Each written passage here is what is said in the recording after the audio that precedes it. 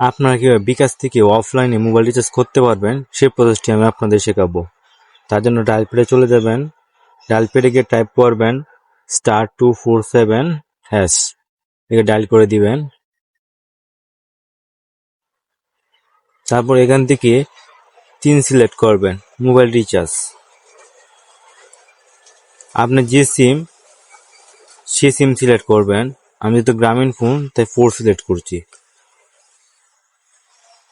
আপনার সিম যদি প্রিপেড হয়ে থাকে তাহলে 1 সিলেক্ট করবেন, আর পোস্টপেড হয়ে থাকলে 2 সিলেক্ট করবেন। আমি যদি প্রিপেড সিম যেন 1 সিলেক্ট করছি। তারপর এখানে আপনার নাম্বার টাইপ করে দিবেন,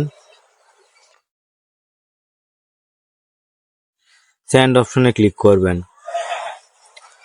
তারপর আপনি যত টাকা রিচার্জ করতে চান তত সিলেক্ট করবেন অ্যামাউন্ট।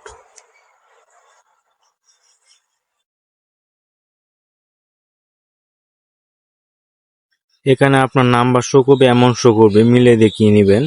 এখানে আপনি বিকাশে পিন নাম্বারটি বসিয়ে দিবেন। তারপর সেন্ড অপশনে ক্লিক করবেন, তারপর ওকে অপশনে ক্লিক করবেন।